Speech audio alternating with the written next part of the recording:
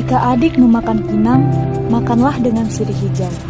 Jika adik datang ke Minang, jangan lupa singgah di Maninjau.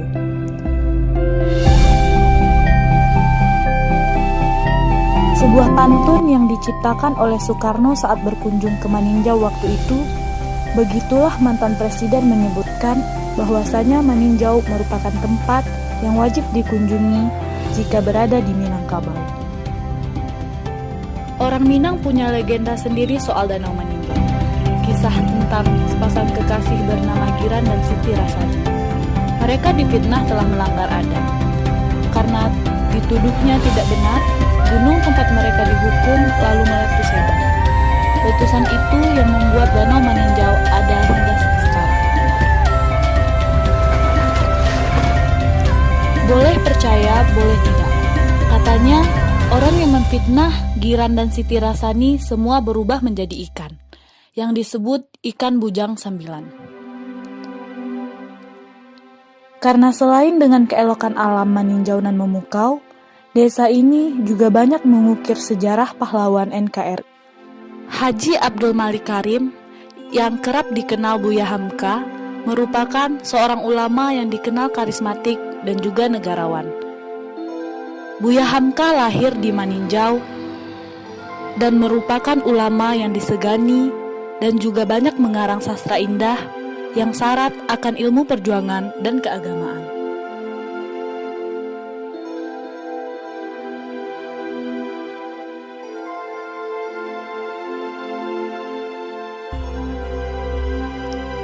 Karya-karya beliau masih tersusun rapi di rumah kelahirannya, yang kini dijadikan museum di Desa Sungai Batang, Kecamatan Tanjung Raya, Kabupaten Agam.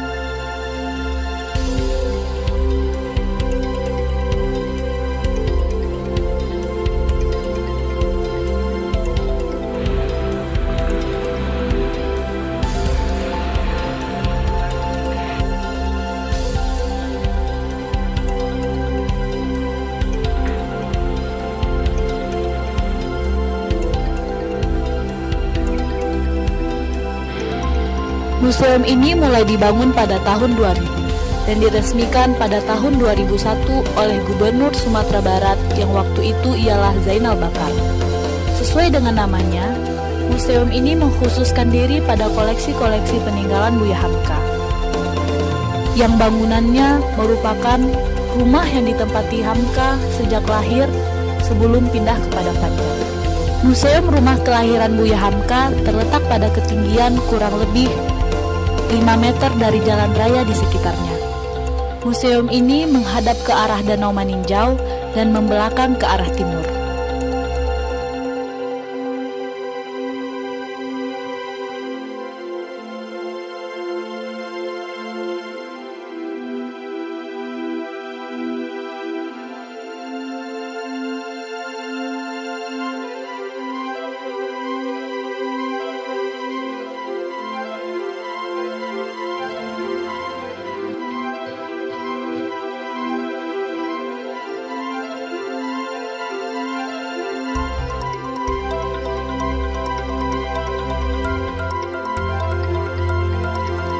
Museum ini memiliki bentuk arsitektur layaknya rumah gadang, dengan atap bergonjong dan hiasan ukiran Minang.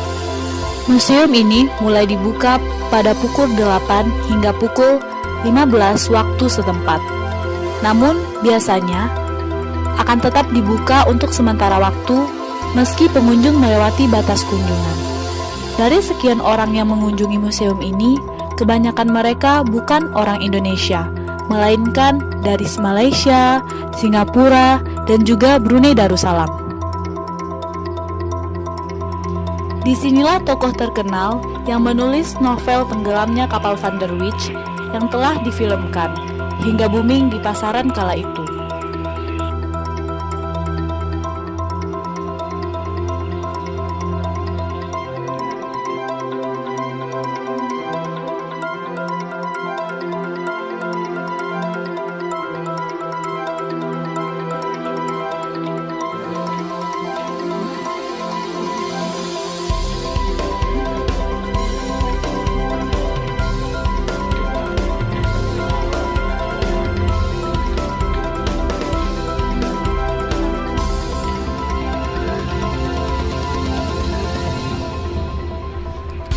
Berbagai koleksi tulisan Buya Hamka yang merupakan cetakan pertama semua tersusun rapi di dalam rak buku.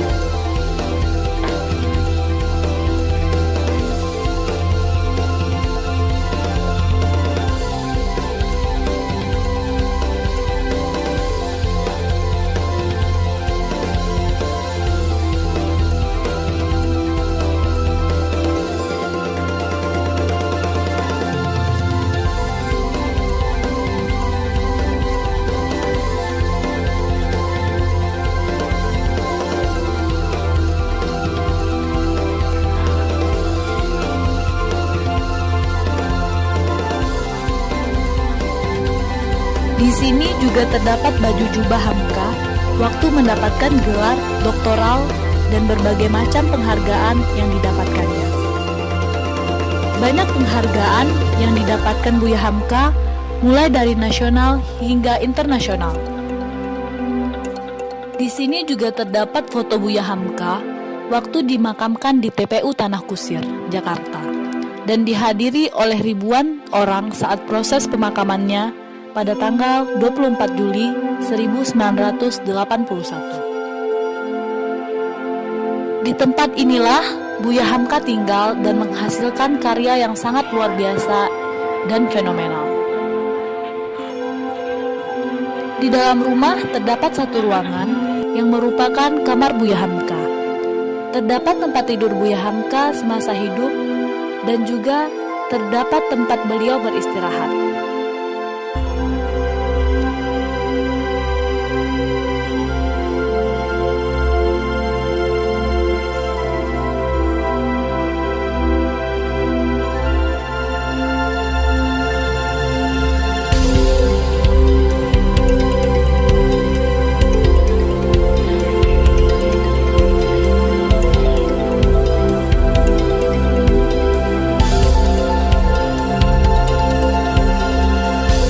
Juga terdapat tempat gantungan sorban yang menjadi ikon dari seorang Buya Hamka jika dilihat dari foto-foto yang ada. Berbagai foto-foto Buya Hamka dari masa ke masa, foto bersama Wakil Presiden Bung Hatta, dan banyak sekali foto-foto Hamka semasa hidup yang akan menjadi pengingat perjalanan hidup Buya Hamka.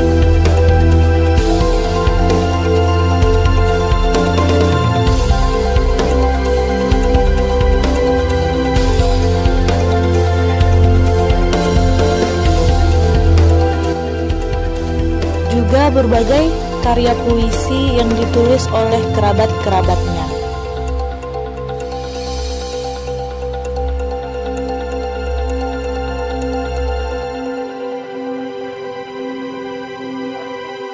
Ini merupakan mesin ketik yang dipakai Buya Hamka waktu menulis berbagai macam karya-karya yang sudah beredar sampai saat ini.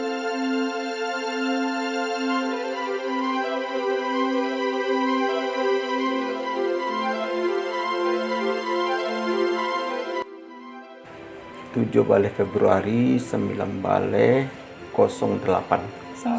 ya. Di Sikupana. Itulah dinamakan rumah museum rumah kelahiran Buya Hamka.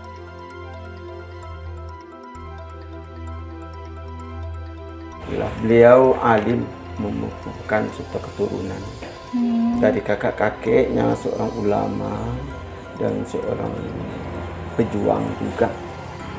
Memang keulamaan beliau, samping dia keturunan ulama, sudah memang menjadi maksud dari ayahnya. Satu kekuatan, satu keistimewaan Malik Mulkadil, dia sangat suka membaca. Membaca buku-buku tokoh-tokoh pejuang itu sangat dikaguminya.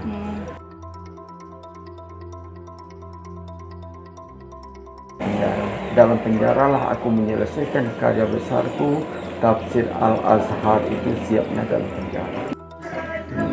Jadi seluruh karangan beliau merupakan tulisan 118 judul dari Jawa. Kemudian kembali ke Medan, di Medan lah mulai menyusun buku, memimpin majalah Abadi Umat, mulai mengenalkan dirinya sampai tahun 50.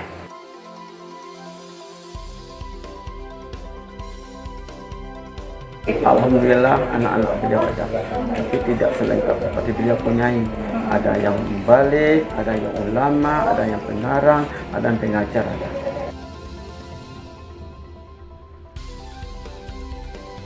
Kita arahkan sejak banyak ada dilakukan meneliti dan mempelajari serta melihat liku-liku kehidupan yang ada di buku yang telah beliau tulis. Karena beliau menulis, apalagi kalau kita lihat buku kenangan hidup, itu perjalanan hidup dari awal sampai akhir.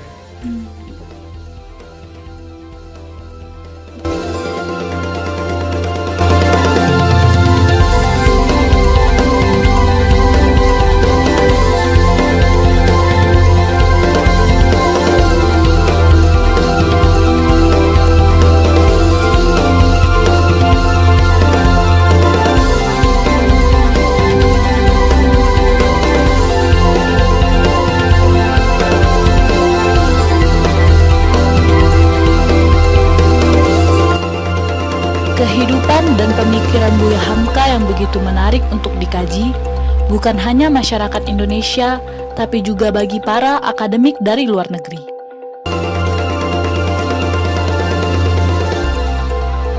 Ulama, sastrawan, politikus, begitu banyak peran yang dijalankan Buya Hamka. Hingga kini, sosoknya belum terganti. Sosok yang berani dalam ketaatannya, sosok yang tegas dalam kelembutannya.